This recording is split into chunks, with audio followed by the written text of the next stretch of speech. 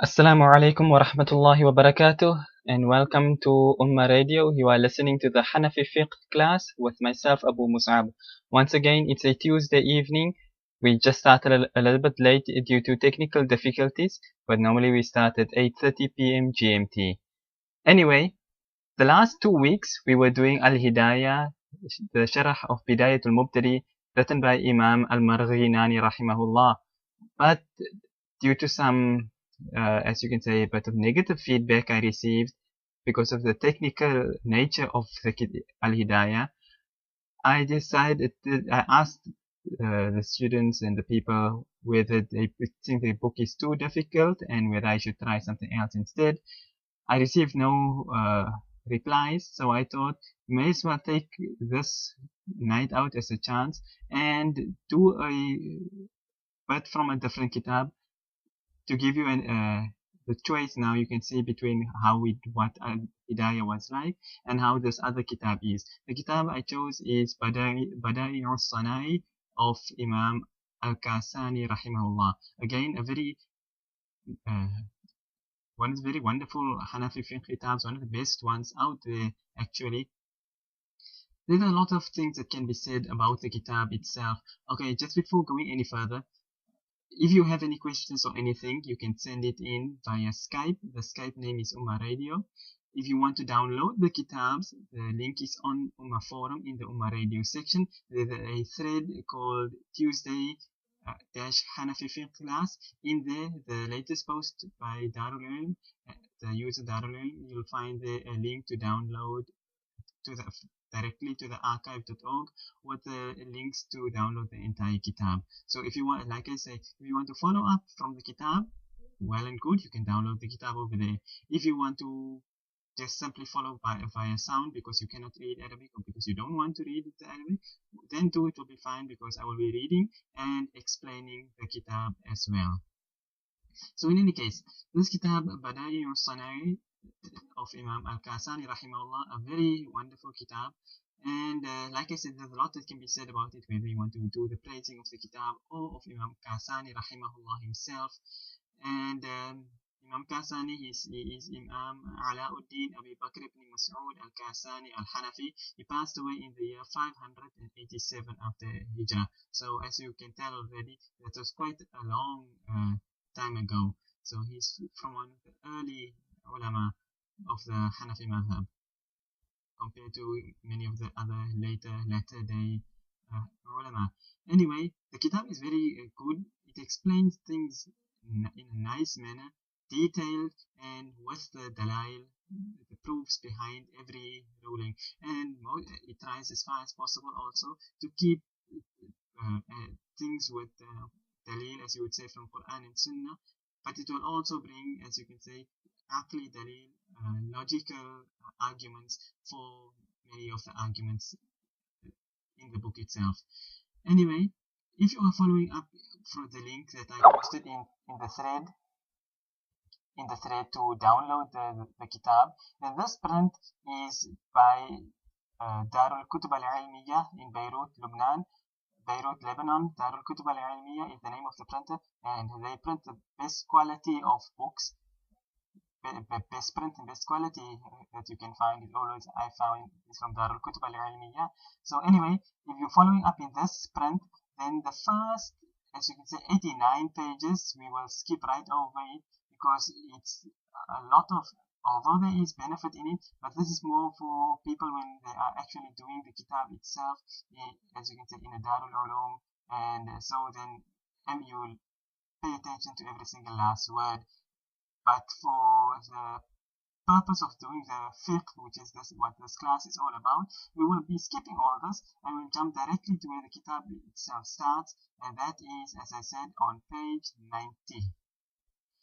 If you cannot read Arabic numbers and you open the book up in any PDF reader, then you can just press on your PDF to page 19, it will take you to the right place.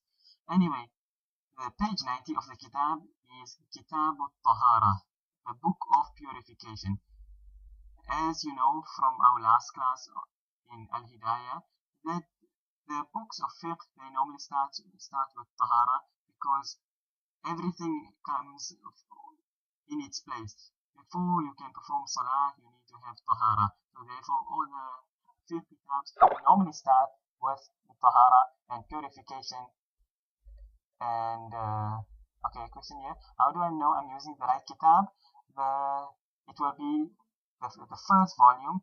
The file name is 01 bottom dash 75041. So there's 10 volumes altogether in that link. 00, the very first one, is only a cover page, so it's 01, that's the volume you want to be opening and turning to page 90 to keep up with the class itself. Anyway, like I say, the kitabs all start with Kitab al-Tahara, the chapter of purification, because things are done in an order. After you have purified yourself, obviously, ghusl and your wudu, and then only thereafter you can move on to salah and then zakah and fasting and everything else of the sort. But the very first thing that is always needed is tahara. That is why you find that all the books of fiqh, they start with Kitab al-Tahara in the beginning.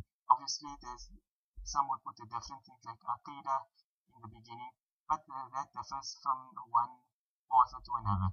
But for the majority, they start like this with Kitab al-Tahara. Okay then, so starting with the kitab itself, it says Kitab al-Tahara, the book of purification. It says Al-Kalamu fi al-Kitabi fil asli fi mawdi'ain. Okay, then another question here, somebody says it's saying it has 552 pages. No, that cannot be correct because volume number 1 has 760 pages. Unless the link I posted is for a different print of Badaa'i or Sanaa, because I have mine for quite some time and perhaps the link I gave is from a different print and not the same as mine. Anyway, if you see your file name is the same, 01 bottom dash 75041, if you find it, that is the file name, then it is the right one. If it's a different file name, then it's a different print. So hopefully it is the same, because then you will find that it has 760 pages in it. Okay then, anyway, he says الكلام في هذا الكتاب في الأصل في موضعين. That to discussing the Kitab al-Tahara, it has 2 points that it's going to be discussed. أحدهما في تفسير الطهارة والثاني في بيان أنواعها. The 2 points is number 1 في تفسير الطهارة, explaining that what is طهارة, what exactly is meant when we say طهارة. And number 2 he says والثاني في بيان أنواعها. Okay, someone sent a picture here. This is Kitabu Adab al-Qadi. This is the chapter on the manner, the manners of a Qadi, a judge. So no, that is not the right book. Let me just copy the file name of the PDF file name and I'll post it here to you, and you can see whether your file name is called the same thing or not. Once again, 01 bottom dash 75041.pdf, that is what the file name should be, and in that volume you would turn to page 90. It should say Kitab al-Tahara, as I said. So in any case, he says وَثَانِي فِي بَيَانِ أَنْوَاعِهَا. The second part that he will discuss is the types of Tahara. Obviously, you know types. One is cleaning yourself in the toilet, one is performing of wudu, one is ghusl. So there are different types. So he'll first explain that what exactly is Tahara, then he'll move on to the different types of Tahara. He says now, أَمَّا تَفْسِيرُهَا. As for the explanation of what is Tahara. He says, الطهارة لغة وشرعا هي النظافة. So Tahara, it has a linguistic and a shari'i meaning. And he says it is an-nawafa, which is to clean, meaning to purify yourself. وَالتَّطْهِيرُ التَّنْظِيف. And okay, this is all linguistics, like because it's giving the linguistic meaning. التطهير is التنظيف. That تطهير is تنظيف, meaning, okay, تطهير means to purify and تنظيف means to clean. It's simply the same thing. I can't find the page. Someone say it's, then it must be a different volume if this is page 90, because like I say, page 90 is just supposed to take you to Kitab al-Tahara. But maybe I posted a wrong link. I'll have to check some other time to sort that out.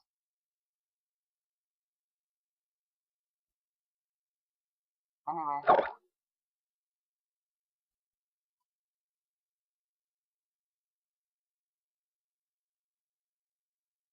coming back to the Kitab, he says, وَالتَّطْهِيرُ التَّنْظِيفُ, that purification is cleaning.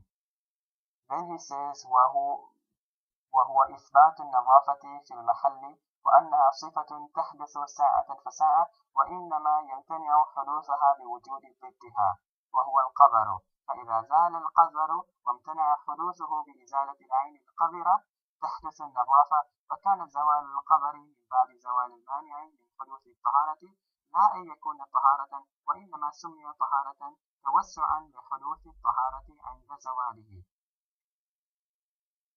So here he's going into linguistics about the word of tathir and tanzif, and he says it is the establishment of cleanliness in its place, and it is a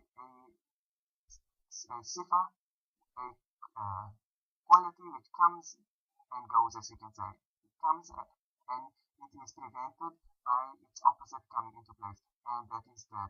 So when dirt is there, then it is not pure, and when purity is there, then dirt is not there. Basically, that's what he's saying. So when the dirt is removed, and وامتنع حدوثه بإزالة العين القذرة, and it's prevented from being there by removing the actual dirt itself, then in that case it becomes clean. And فكان زوال القذر من باب زوال المانع من حدوث الطهارة. So the removing of the dirt is the removing of the prevention of getting tahara. Okay, it's a lot of linguistics, but because it's now only introducing you to the word of the tahara itself, he hasn't actually started anything. But in any case, the cleaning of it, that itself is not tahara, but it is called tahara, making things more wide and spacious, because tahara takes place when the dirt itself has been removed. So, in any case, he says that basically what he is speaking here is linguistics. He's saying that you really, let's say for instance there's some blood or some urine or something on your hand, for instance, and while that is on there, then that is the ayn najasa, it is the actual impurity itself, so you have to remove that from you. So that's why I'm saying the removing of that from you itself is not sufficient to be called as tahara, meaning to put you, for instance, in the state of wudu. This is obviously talking now, just an example from my side, if a person does not have wudu. So this is, but now by removing this dirt from you, you now have the ability to make wudu, and then in that manner you would get wudu, because now you are clean from all angles. Okay, let's move on from that point. Now it goes on فصل في بيان أنواع الطهارة. Now the chapter regarding the explanation of the types of tahara. So here actually is where the kitab itself starts. He says, وأما بيان أنواعها, as for the explanation of its types, فالطهارة في الأصل نوعان. طهارة in origin is of two types.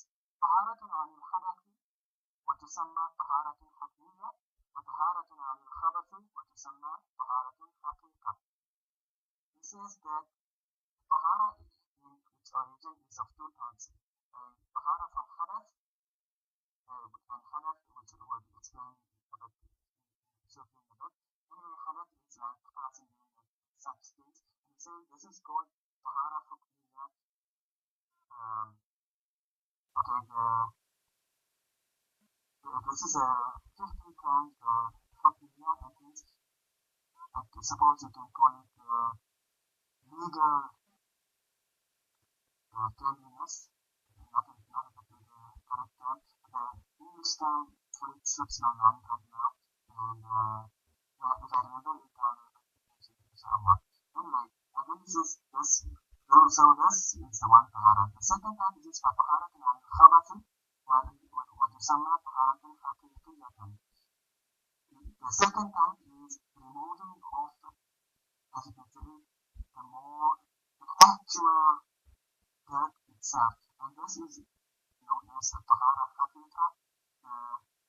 حقيقة obviously حقيقة actual purification. So one is okay, suppose you call it like okay, actual purity is janaba. But in any case, one is where there is no najasa, no dirt itself on you, and one is where there is actual dirt on you. So basically that's the two.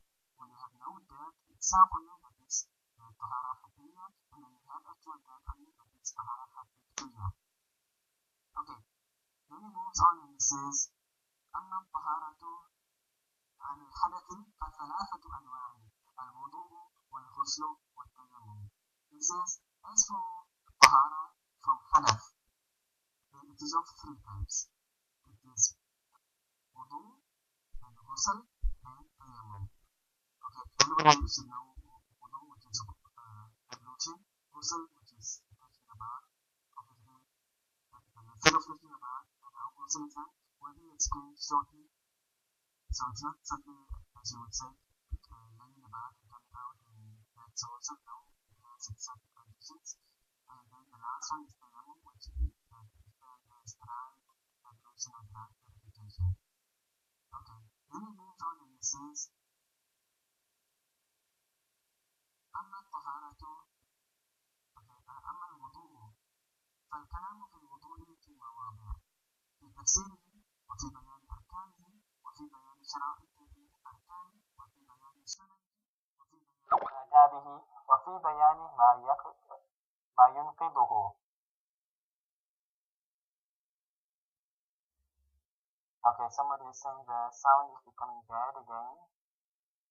So if anybody else can confirm quickly with me whether it's for everybody, whether it's my mic. What?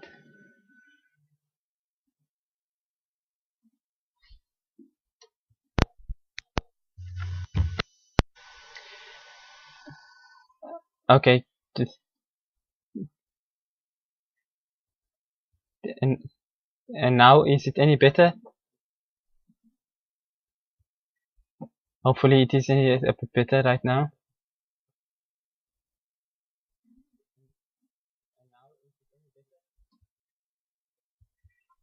Okay, hopefully it is a little bit better now. I moved it a bit. So any case, continuing on, he was saying that أما الوضوء فالكلام في الوضوء في مواضع. He's now explaining what is wudu. He says, so in the explanation of wudu, it will be on certain points. Number one, في تفسيره, explaining what is wudu. وفي بيان أركانه, and explaining what are its pillars. وفي بيان شرائط الأركان, what are the conditions of its pillars, meaning the fundamentals of wudu. Then he says,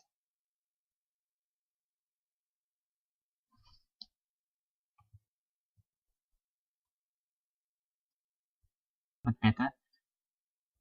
So continuing on, he says, he was explaining what is wudu. He says, فَالْكَلَامُ فِي الْوُضُوءِ فِي مَوَاضِعٍ, that in explaining what wudu is, it will be explained in a couple of points. Number one, في تفسيره, in its actual explanation. Number two, وفي بيان أركانه, explaining its, as you would say, its arkan, its pillars, as you can say, the obligatory actions, the main important actions of wudu. He says, number three, وفي بيان شرائط الأركان. Number three is regarding the conditions for those pillars. Number four, وفي بيان سننه, that is the explaining what are the sunnah actions of wudu. Okay, question here is what page are we on? We are currently sitting on page 91. Alright, then he says, the next one is وَفِي بَيَانِ آدَابِهِ. The chapter will deal with the adab, the respects, and all the other stuff which goes with wudu, as you can say, the mustahab things and so on. And then lastly, he says وَفِي بَيَانِ مَا يُنْقِضُهُ, and the chapter on those things which break wudu. So number one, it says أما الأول فالوضوء اسم للغسل والمسح. Number one is now explaining, like I said, the first one will be explain في تفسيره, explaining what is wudu itself. So it says فالوضوء اسم للغسل والمسح. Wudu is a name for washing and for wiping. لقوله تبارك وتعالى يا أيها الذين آمنوا إذا قمتم إلى الصلاة فاغسلوا وجوهكم وأيديكم إلى المرافق وامسحوا برؤوسكم وأرجلكم إلى الكعبين. Surah Ma'idah, ayah number 6. So he says that wudu is a name given to washing certain limbs and wiping some. Based on the ayah of Allah Ta'ala where Allah says, O you who have believed, when you stand up for salah, then wash your faces and your hands until the elbows, and wipe your heads and wash your feet until the ankles. So he says, أمر بغسل الأعضاء الثلاثة ومسح الرأس, that Allah commanded the washing of 3 limbs and the wiping of the head. فلا بد من معرفة معنى الغسل والمسح. So therefore it is necessary to understand the meaning of ghasl and masah. Ghasl means to wash and masah means to wipe. Okay, here he says, فالغسل هو إسالة الماء على المحل. That ghasl is pouring water upon a particular place. So the face, the arms, hands up to the elbows, and the feet until the ankles, these are the 3 limbs which are to be washed. So he says this is ghasl, and ghasl means to have water flow over it. Then he says والمسح والإصابة حتى لو غسل أعضاء وضوئه ولم يصل الماء بأن استعمله مثل الدهن لم يجوز في ظاهر الرواية. Okay, he says here, and masah, which means to wipe. So much so that if he washes all the portions of wudu,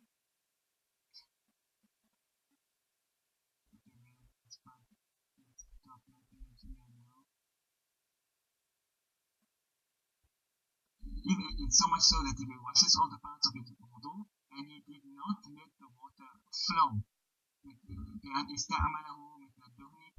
as though he used it like oil, then it will not be permissible, his wudu will not be valid according to the Zahir riwayah. Okay, the terms like Zahir riwayah, the Zahir riwayah refers to one of the kitabs of Imam Muhammad al-Shaybani rahimahullah. So when they use that term, they mean according to what Imam Muhammad ibn al-Hasan al-Shaybani rahimahullah has mentioned in that particular kitab as to what basically the rules of fiqh are. So for it, basically saying here that if you like how you would rub some oil in, if you were to take water like that and you rub it like that without any flowing, so and you do this on your other limbs, meaning like your feet, your face, and your hand,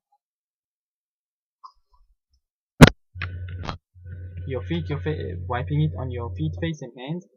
Obviously, now not having the water flowing, then in that case, according to the one view of Muhammad rahimahullah, which is termed the Zahir riwayah, in there he said that your wudu is not valid.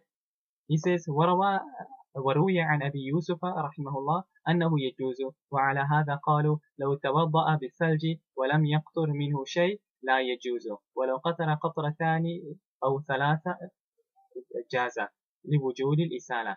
It's reported from Imam Abu Yusuf rahimahullah that it is permissible, meaning like what was just mentioned now above, that if not the wudu will not be permissible because the water didn't flow. But Imam Abu Yusuf rahimahullah, he said that no, the wudu will be valid despite the fact that the water didn't flow, obviously because you have rubbed it and it has reached all the required parts. Okay, yes, somebody saying the sound is bad again.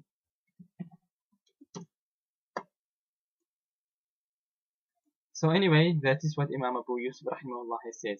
Then he says, وَعَلَى هَذَا قَالُوا, and based upon this, the ulama have stated that.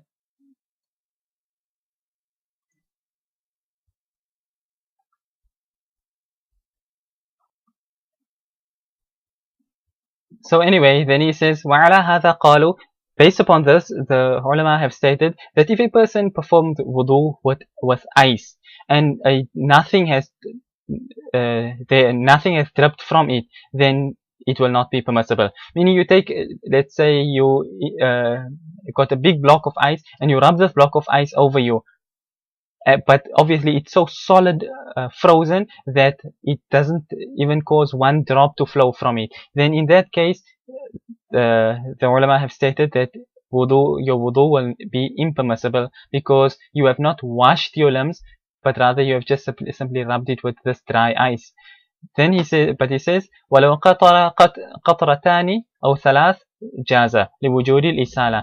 But if 2 or 3 drops runs, then your wudu will be valid because now flowing of water has been found. So basically, when no water, not even one drop flows, then you're not having any water flowing. Therefore, they say your wudu is invalid. But 2, 3 drops, at least that condition of flowing has been found. So therefore, they say your wudu is valid. Then he says, وسئل الفقيه أبو جعفر الهندواني رحمه الله عن التوضؤ بالثلج فقال ذلك مسح وليس بغسل فإن عالجه حتى يسيل يجوز. Al-Faqih Abu Ja'far al-Hindwani rahimahullah, he was asked about making wudu with ice. And then he said that is masah, it is wiping, and not ghusl. Because like I said, he's focusing particularly on these 2 words, ghusl and masah. Ghusl, which means washing with flowing water, and masah, which means wiping with a wet hand. So therefore he's quoting all these things to show you the difference between the 2 terms.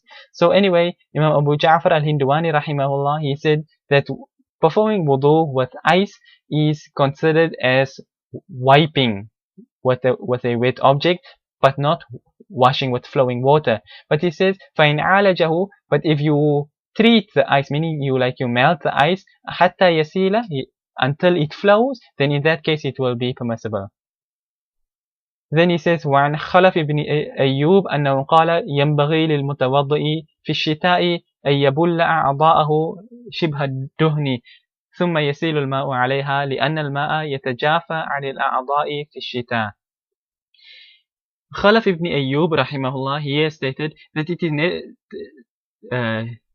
necessary, so to say, for the person performing wudu in the winter, that he rubs his limbs with water, like how a person rubs oil into his limbs, and after that he pours water over it, because the water tends to run away from the limbs during winter.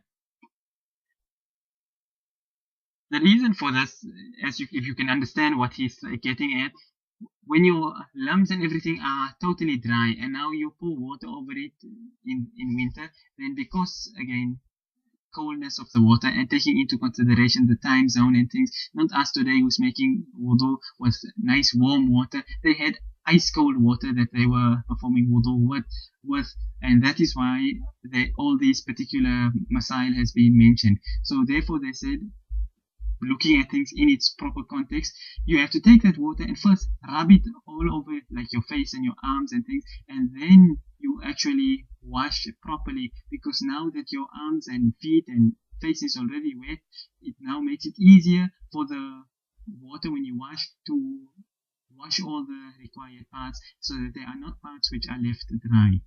So anyway, that is the reason behind why he says that you have to do it in this manner.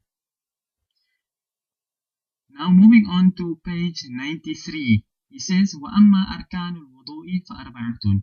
As for the obligatory actions of wudu, then there are 4. The arkan, basically you can call it, whether you want to call it the pillars, which would be a literal translation, or the obligatory actions, whichever one you prefer. But in any case, he says there are 4 of them. أحدها غسل الوجه مرة واحدة لقوله تعالى فاغسلوا وجوهكم والأمر المطلق لا يقتضي التكرار.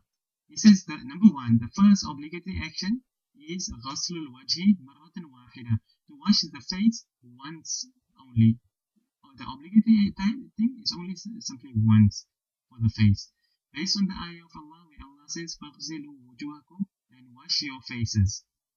And he says والأمر المطلق لا يقتضي التكرار, that an unrestricted order does not necessitate repetition. So when Allah said wash your faces, it did not mean wash your faces 2, 3, 4, 5, 6, 7 times. It simply means once is sufficient. Then he goes on, he says وَلَمْ يَذْكُرْ فِي ظَاهِرِ رِوَايَةِ حَدُّ الْوَجْهِ. Imam Muhammad rahimahullah did not mention that what is considered to be the face in his ظاهر الرواية. And he says وذكر في غير رواية الأصول أنه من قصاص الشعر إلى أسفل الذقن وإلى شحمتي الأذنين وهذا تحديد صحيح. He says what is mentioned in a different kitab, that the limits of the face, meaning that parts that you have to wash in wudu, is from the hairline, where the hairline normally starts, until the bottom of the chin. I say where the hairline normally starts because if a person has a receding hairline, or maybe he's bald and his hairline starts at the back of his head now, because it's lost all its hair, then it don't mean you have to start washing your face from the top of your head right down. No, there where a person's hairline normally starts, that is where a person has to wash his face from. So from where the hairline normally starts until the bottom of the chin, وإلى شحمتي الأذنين, and until the lobes of both ears. And he says, and this is the correct designation of what the face is.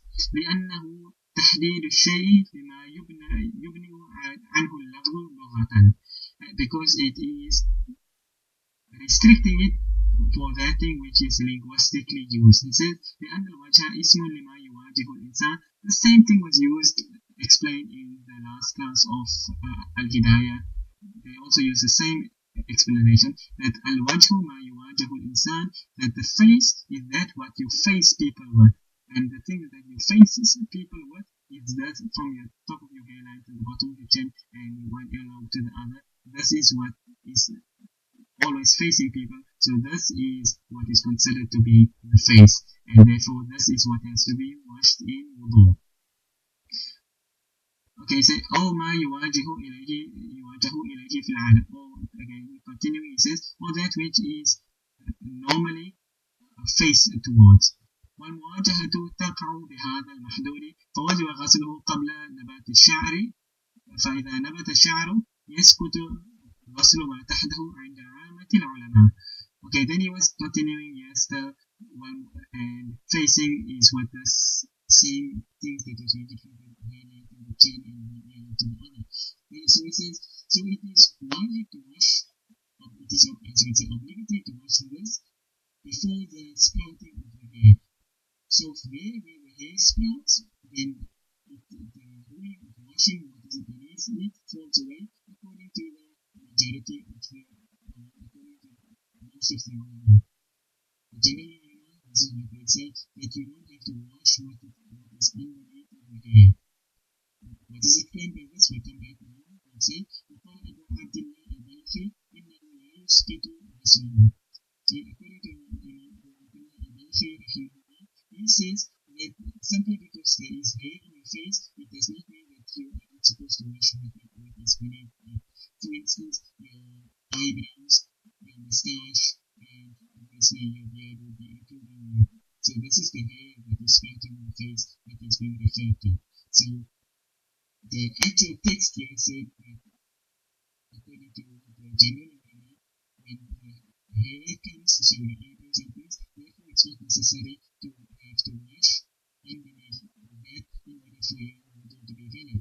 But as you can see in Abdullah al-Balkhi, he said that that is not the condition, rather you have to wash even under your eyebrows and things as well. Moving on to page 95, it says وقال الشافعي رحمه الله إن كان الشعر كثيفا يسقط وإن كان خفيفا لا يسقط. Imam Shafi'i rahimahullah, he said that if the hair is thick, then washing underneath it will fall away. But if it is thin, then you will have to wash it with it as well. The reason for that, obviously, is understandable. But when your hair is very thick, then it's difficult to make certain that water actually reaches to the skin beneath it. But obviously, when you have eyebrows or your hair, when you massage and things like that, then it's very easy to see and make certain that the water reaches the skin. So therefore, we know that mention this, that when it's thick, then it's not necessary. When it's thin, you have to wash what is beneath it. Then it says, وجه قول أبي عبد الله البيهقي أن ما تحت الشعر بقي داخلا تحت الخد وعلى بعد الشعر فلا يسقط غسله. He says that the reason why Abu Abdullah al-Bayhaqi said what he said is because that which is beneath the hair still remains under the definition given earlier of the face. So that includes after hair is sprouted on your face. So therefore, this will not fall away. So we washing will not fall away simply because your eyebrows have mustache and so on and so forth in the face.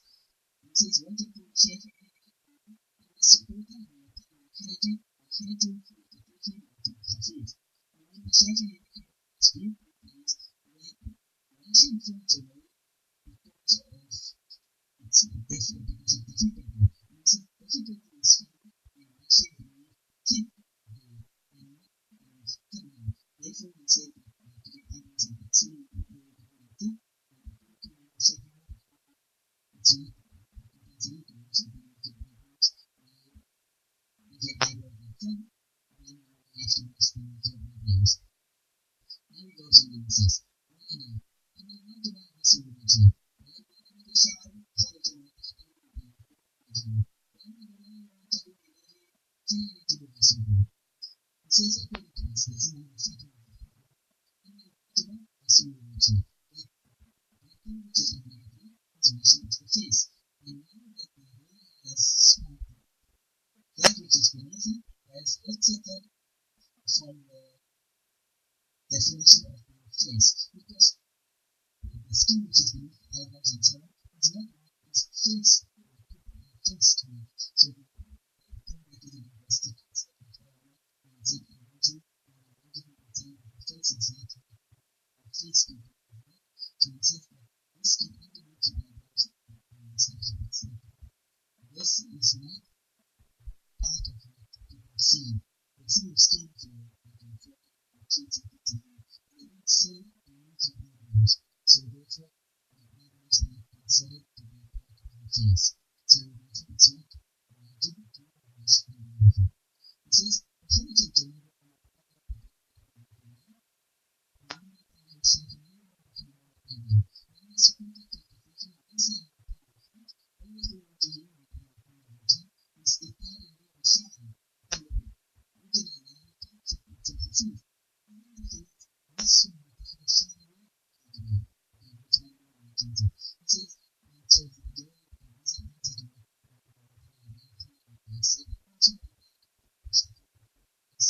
because the reason why when you have thick eyebrows and things that you don't have to wash is not because it is difficult, but rather because it is no longer considered part of the face because it is covered by hair. So that is the view of thin moustache, thin eyebrows and things as well. So according to this, basically it's the intention of the as has been seen based upon this view of the Hanafi which contradicts the previous two views. According to this view, washing beneath the moustache and khadiban, which means the eyebrows.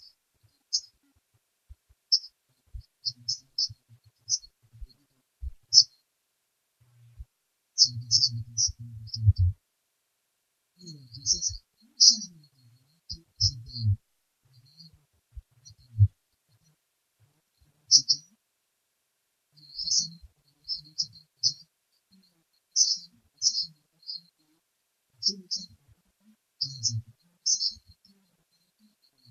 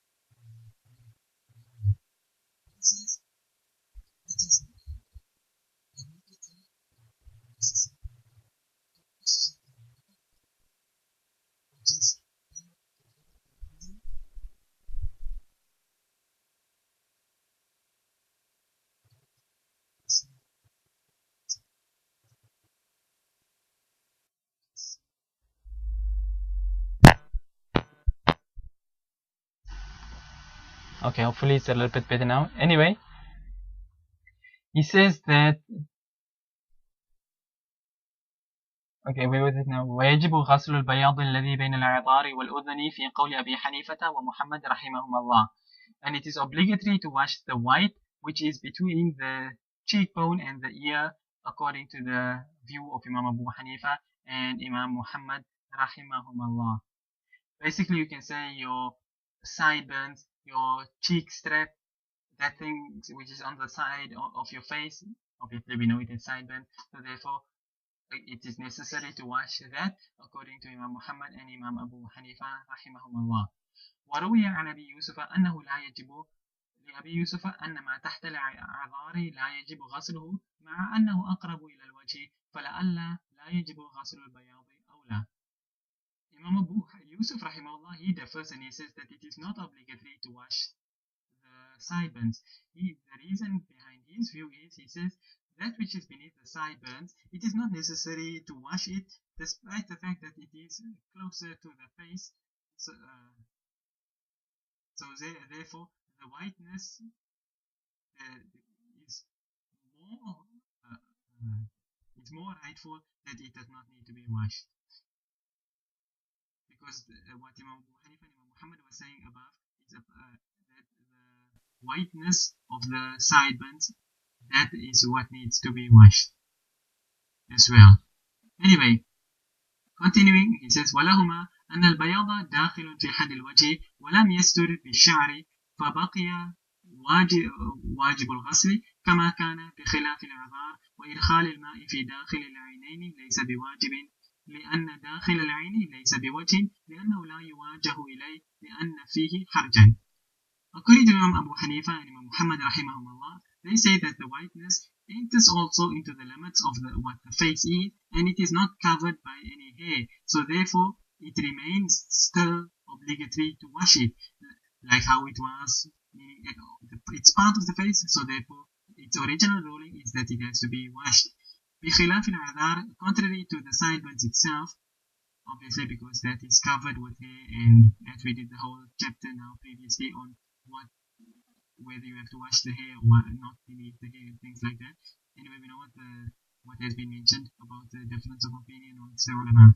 In any case, he says, and entering water into the eyes itself is not obligatory, because the inside of the eyes is not considered to be part of the face, because again, like I say, always with linguistic, this is the principle of the whole chapter here, is al-wajhu ma yuwajahu ilay, that the face is that which is faced towards, and people don't face towards the insides of your eye, so therefore it's not considered to be part of the face. And also he says لأن فيه حرجا, also the reason why is because there is harm in it. It's harmful or difficult basically for you to put water into your eyes. If wudu would only have been complete by you putting water into your eyes, it would have made things difficult. So they say obviously for the various reasons, apart from the difficulty, it's also because it's not considered to be part of the face. And even over and above this, the most strongest of the proofs is the fact that we have the wudu of Rasulullah sallallahu alaihi wasallam, and there is no record in the ahadith of Rasulullah sallallahu alaihi wasallam washing the insides of his eyes. So therefore, that would not be considered as something obligatory to wash. He says وقيل أن من تكلف ذلك من الصحابة كف بصره كابن عباس وابن عمر رضي الله عنهما. he says, and it has been mentioned that those who took up this difficulty upon them from the Sahaba radiallahu anhu, they lost their sight, meaning because of putting water into their eyes every time while making wudu, they eventually lost their eyesight. And the two examples he gave were of Hazrat Abdullah ibn Abbas and Hazrat Abdullah ibn Umar radiallahu anhuma. They would put the water into their eyes, and so therefore he said eventually they lost their eyesight. Whether it was from the water or not, Allahu Alam, that's an entirely different story. But he's basically saying that it's harmful to the eyes to put the water into your eyes itself every single time you perform wudu. Continuing on, we are currently on page 98. He says, وَالثَّانِي غَسْلُ الْيَدَيْنِ مَرَّةً وَاحِدَةً. The second obligatory action of wudu. We just now completely passed the ruling on the face. The whole last few minutes was only dealing with the face and what exactly is the face and everything. So now we come to washing the hands itself. He says, وَالثَّانِي غَسْلُ الْيَدَيْنِ مَرَّةً وَاحِدَةً. The second obligatory thing is to wash the hands once because of the ayah لقوله تعالى وأيديكم and your hands. ومطلق الأمر لا يقتضي التكرار, and an unrestricted command does not necessitate repetition. It's the same principle, the same usul that was used earlier for the face. Same thing here again. It says that an unrestricted order does not necessitate repetition. So therefore, only one time is obligatory. Obviously, 3 is sunnah, but 1 is obligatory. Then he goes on, وَالْمِرْفَقَانِ يَدْخُلَانِ فِي الْغَسْلِ عِنْدَ أَصْحَابِنَا الثَّلَاثَةِ. And the elbows are included in the parts that needs to be washed according to our 3 companions. When he says our 3 companions, he means Imam Abu Hanifa, Imam Muhammad, and Imam Abu Yusuf, rahimahumullah. وعند زفر رحمه الله لا يدخلان ولو قطعت يده من المرفق يجب عليه غسل موضع القطع عندنا خلافا له. Imam Zufar rahimahullah, and this was the same thing which is mentioned in Al-Hidayah as well, is that according to Imam Zufar rahimahullah, he says that the elbows does not have to be washed in wudu because it's not considered to be part of, because the ayah says وَأَيْدِيَكُمْ إِلَى الْمَرَافِقِ, and your arms until the elbows. So Hanafi Madhab said until, meaning until it means including your elbows. Imam Zufar says until means only till where your elbow starts. Therefore we say that if a person's arm is cut off until the elbow, then it is obligatory upon him to wash the place of cutting where the arm was cut off, according to us, contrary to Imam Zufar, because he says obviously your elbow it's not considered to be part that needs to be washed, therefore you don't have to wash that piece of stump. Okay, this is quite a lengthy discussion before he finishes off the arms and moves on to the feet. So I think perhaps we can stop at this point here for tonight, inshallah. Like I said, we are currently on page 98. The last paragraph of page 98 where it says وَجْهُ قَوْلِهِ, the last 4 lines of the page, which will be done next time, inshallah.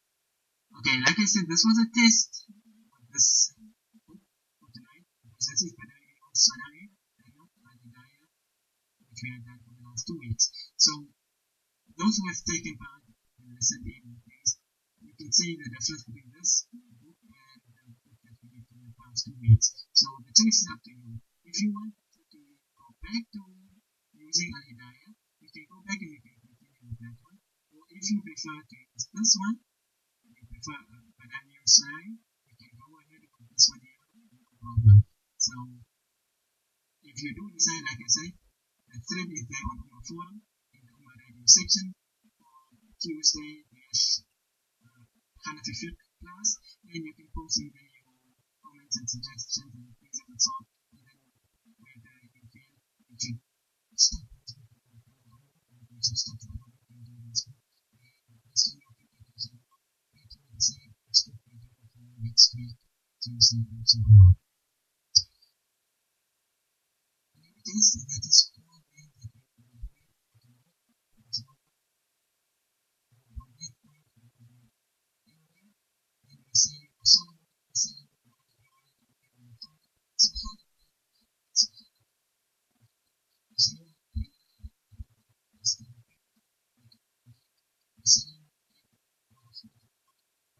Okay.